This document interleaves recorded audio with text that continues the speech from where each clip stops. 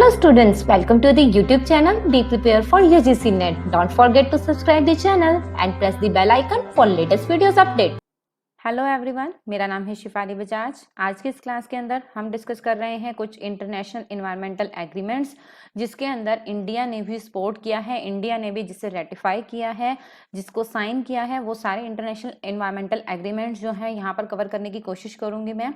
Okay, तो इस video को स्टार्ट से लेकर एंड तक जरूर देखिएगा, क्योंकि अगर आप किसी भी नेट एग्जाम से रिलेट करते हैं, सेट एग्जाम से रिलेट करते हैं या स्लेट एग्जाम से रिलेट करते हैं, किसी भी तरह के कॉम्पिटेटिव एग्जाम से रिलेट करते हैं जिसके अंदर पीपल एंड एनवायरनमेंट से रिलेटेड क्वेश्चन आपका जो है वो पूछा जाता है, तो इस टाइप के क्वेश्चंस उसके अंदर बहुत ज्यादा इंपॉर्टेंट होते हैं। तो इस वीडियो को स्टार्ट से लेकर एंड तक जरूर देखिएगा। ओके, शुरू करते हैं ये वीडियो। यस, तो सबसे पहले आता है इसके अंदर sites convention on international trade in endangered species of wild flora and fauna, जिसे इन शॉर्ट हम साइट्स 1973 कह देते हैं। साइट्स साइन किया गया था मार्च 1973 के अंदर। किस लिए किया गया था? ताकि हम जो इंटरनेशनल ट्रेड हैं, जो हमारे एंडेंजर्ड स्पीशीज हैं, जो खतरे में है स्पीशीज, जो हाल ही में चांसेस हैं जो खत्म हो सकती हैं, तो फ्लोरा और फोना दोनों टाइप की जो वाइल्ड फिशेज हैं, उनके इंटरनेशनल ट्रेड को रेगुलेट करने के लिए इसे साइन किया गया था। इंडिया ने इसे साइन किया था जुलाई 1973 के अंदर। उसके बाद एक इंपॉर्टेंट आपका प्रोटोकॉल आ जाता है मॉन्ट्रियल प्रोटोकॉल 1987 के अंदर, जिसे हम टोटली मॉन्ट्रियल प्रोटोकॉल के नाम से ही जानते हैं। ये प्रोटोकॉल क्या करता है? ये टारगेट सेट करता है अबाउट द, मान लीजिए कोई भी आपके ओजोन डिप्लीटिंग सब्सटेंसेस हैं, ओजोन को डिप्लीट करने वाले, ओजोन को खत्म करने वाले जो सब्सटेंसेस हैं, उनकी प्रोडक्शन और उनकी कंजप्शन कम से कम हो सके, इसके लिए ये टारगेट सेट करता है। और ये आया था फोर्स के अंदर 1987 के अंदर, ये जो है आया था आपका 1989 के अंदर, 1987 के अंदर इसको बनाया गया था, लेकिन कम इनटू फोर्स इन 1989।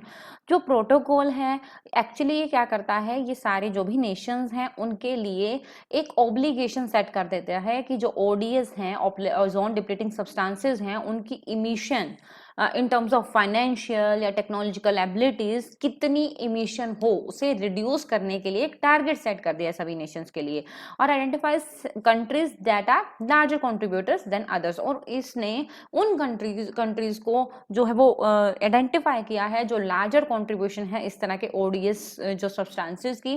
तो इसलिए हर एक कंट्री को अलग अलग टारगेट्स दे दिए जाते हैं इसके अंदर कि आप इतने टाइम के अंदर इतनी जो है कंजप्शन इसकी कम करेंगे, इसकी प्रोडक्शन इसकी कम करेंगे, ऐसी चीजों की जिससे हमारी ओजोन जो लेयर है वो डिप्लीट हो। ठीक है, तो होप सो आपको समझ आ गया होगा। देखिए, आगे बढ़ने से पहले एक छोटा सा जो है अपडेट अनअकैडमी की तरफ से आ रहा है। उसके बाद हम और भी प्रोटोकॉल्स और एग्रीमेंट्स के ऊपर बात करेंगे। पहले हम उस अपडेट को कवर कर लेते हैं क्योंकि अनअकैडमी स्पॉन्सर्ड वीडियो है। ठीक है, यस, तो अनअकैडमी पर आपके लिए डिफरेंट बैचेस शुरू हो रहे हैं। 14 अप्रैल से एक्चुअली ये बैच शुरू हो चुका है। पेपर 1 और कंप्यूटर साइंस के लिए रिवीजन प्रोवाइड कराई जा रही है आपको थ्रू प्रीवियस ईयर क्वेश्चंस, तो आप रिवीजन कर सकते हैं अच्छे लेवल पर। काफ़ी अच्छे एजुकेटर्स आपको क्लासेस जो है प्रोवाइड करवा रहे हैं। इसी के साथ आपके लिए मैनेजमेंट सब्जेक्ट के लिए भी इस तरह की क्लासेस जो है प्रोवाइड करवाई जा रही हैं। तो डोंट मिस द चांस, जल्दी से इसके लिए एनरोल कर लो, सब्सक्राइब कर लो। और यहाँ पर पेपर 1 एंड सोशियोलॉजी के लिए भी आपके लिए क्लासेस प्रोवाइड करवाई जा रही हैं। यस, तो अभी टाइम है, it's the time for anti UGC net preparation. Complete courses आपके लिए लाइव होने जा रहे हैं 1 मई से। अगर आपको कंप्लीट कोर्सेज के थ्रू स्टडी करना है तो 1 मई से आपके लिए नए कोर्सेज जो है वो लाइव होने जा रहे हैं। अनअकैडमी का सब्सक्रिप्शन जल्दी से ले लो, तैयार रहो प्रॉपर प्रिपरेशन के लिए। अनअकैडमी का सब्सक्रिप्शन लेते टाइम ध्यान रखिएगा, रेफरल कोड मेरा SHEFALI शिफाली NT, जिसके थ्रू आप इन बैचेस को जो है सब्सक्राइब करते टाइम, अपना अनअकैडमी प्लस का सब्सक्रिप्शन लेते टाइम 10% डिस्काउंट हासिल कर सकते हैं। तो एक बहुत बड़ा अमाउंट है, 10% फ्लैट डिस्काउंट मिल जाएगा आपको प्लस और आइकॉनिक सब्सक्रिप्शन के अंदर। तो इस रेफरल कोड को जरूर ध्यान रखिएगा। और इसके अलावा जो भी लिंक्स हैं वो आपको डिस्क्रिप्शन बॉक्स में मिल जाएंगे, so check out the description box. Okay, तो आगे हम आ गए हैं और भी एग्रीमेंट्स के ऊपर, जिसका नाम आ जाता है UN framework convention on climate change, UNFCCC CCC 1992 के अंदर ये जो है एक फ्रेमवर्क कन्वेंशन हुआ था आपका, ठीक है। इसका एम क्या था कि जो भी ग्रीन हाउस गैसेस एमिशन है उसे रेगुलेट किया जा सके, जो ग्रीन हाउस गैसेस इमिट हो रही हैं उनको रेगुलेट किया जा सके थ्रू द इंटरनेशनल कोऑपरेशन, और एक एग्रीमेंट के थ्रू हम इसे कैसे रेगुलेट करें, ठीक है। और इसके इमिशन लेवल्स जो हैं उसे कम करने की कोशिश की गई थी कि ग्लोबल, क्योंकि हमारी अगर हम जो है ग्रीन हाउस गैसेज इमिशन होती रहेंगी तो ग्लोबल वार्मिंग हमारी बढ़ेगी, क्लाइमेट चेंज हमारा होगा, तो इसके लिए इसे जो है वो कन्वेंशन को किया गया था। इंडिया जो है इस कन्वेंशन का जो मेंबर है वो 1992 में ही बन गया था, और इसने रेटिफाई किया है, इसके लिए साइन किया है 1993 के अंदर एज अ डेवलपिंग नेशन, क्योंकि इंडिया जो है इस टाइम पर डेवलपिंग नेशन है UNFCCC के बनने के टाइम पर, तो इसकी वजह से इंडिया जो है उसे बाउंड नहीं किया जाता किसी भी तरह की कमिटमेंट्स के लिए। इसके अंदर कोई कमिटमेंट नहीं करनी पड़ती ग्रीन हाउस गैसेस की रिडक्शन को कम करने के लिए, उसे मिटिगेट करने के लिए, उसके इमिशंस को पूरा करने के लिए इंडिया के ऊपर कोई भी बाउंडेशन नहीं है हालांकि, लेकिन फिर भी इंडिया जो है वो इसका एक हिस्सा बना हुआ है। उसके बाद आ जाता है कन्वेंशन ऑन बायोलॉजिकल डाइवर्सिटी 1992, जिसे हम इन शॉर्ट CBD कह देते हैं।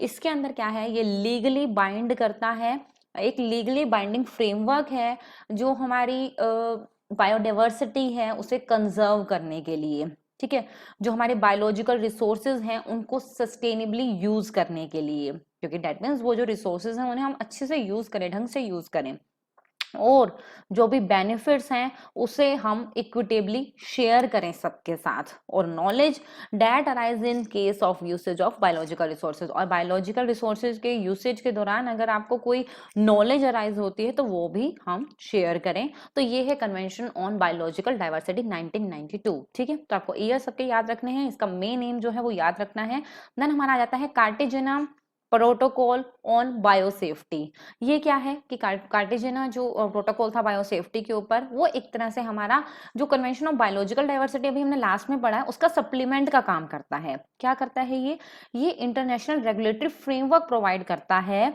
फॉर जो हमारे लिविंग मॉडिफाइड ऑर्गेनिजम्स हैं उनके proper use, safe use, transfer और हैंडलिंग के लिए एक रेगुलेटरी फ्रेमवर्क तैयार करता है, दैट इज जेनेटिकली मॉडिफाइड जो ऑर्गेनिजम्स हैं, ठीक है, तो उनको हम प्रॉपरली सेफली यूज करें, ट्रांसफर करें और हैंडल करें।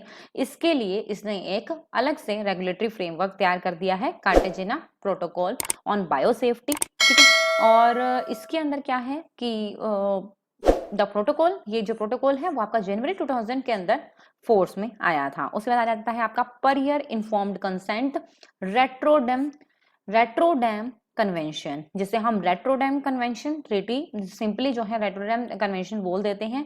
इस ट्रीटी का क्या काम था, ये जो है ये हमारे जो हैजार्डस केमिकल से रिलेटेड ट्रेड है उसके अंदर रिस्पॉन्सिबिलिटी, शेयर्ड रिस्पॉन्सिबिलिटी को प्रमोट करने के ऊपर ये ध्यान देती है। दैट मीन्स उसके ऊपर जो है रिस्पॉन्सिबिलिटी होनी चाहिए। हैजार्डस कोई भी तरह के केमिकल्स अगर हम ट्रेड कर रहे हैं, ये 2000 के अंदर 2004 के अंदर आया था।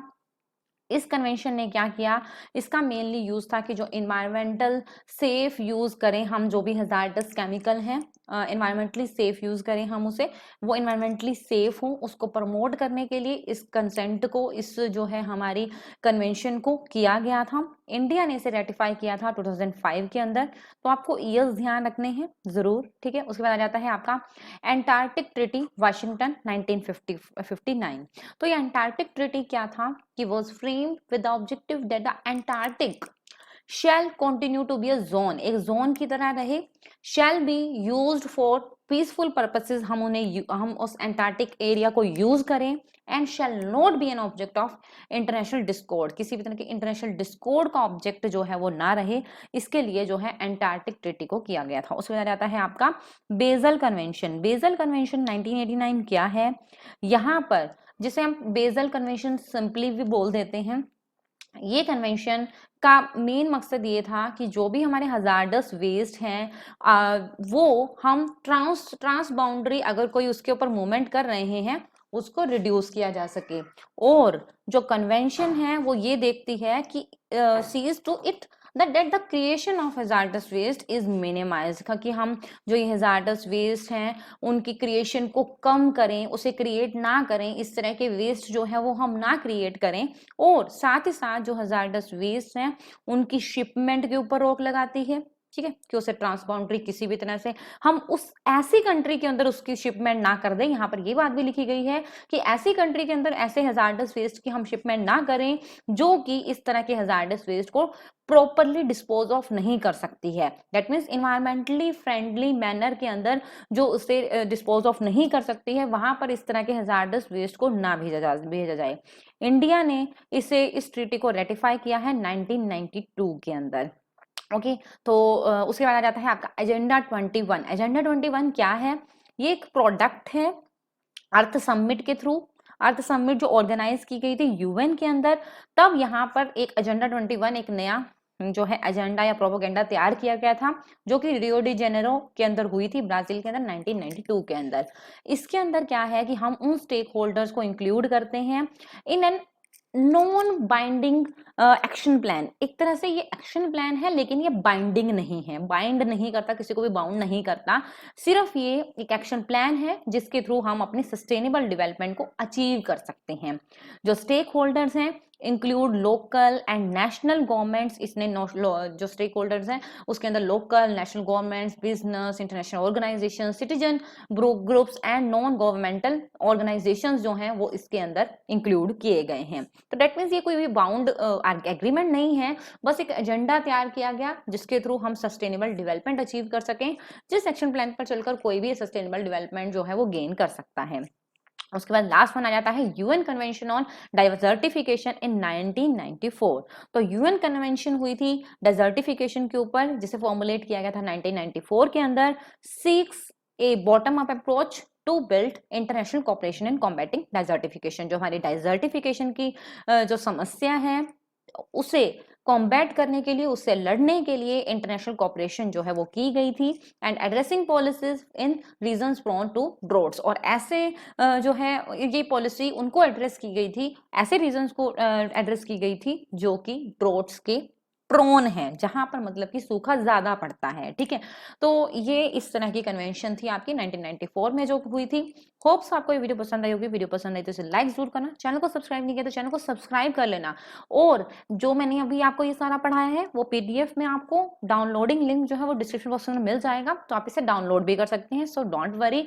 और यहाँ पर अगर आप चाहते हैं कि और भी इस तरह की कन्वेंशंस, एग्रीमेंट्स में कुछ डिटेल में बताऊं आपको, और भी इस तरह के और भी बहुत सारी एग्रीमेंट्स हैं जिनके बारे में मैं आपको बताऊं, तो आप उसके लिए कमेंट बॉक्स के अंदर कमेंट कर सकते हैं। ये आपके लिए काफी इंपॉर्टेंट टॉपिक है, तो आप जरूर इसे कवर कीजिए। ओके, ये students, best of luck for the exam and be safe, be at home.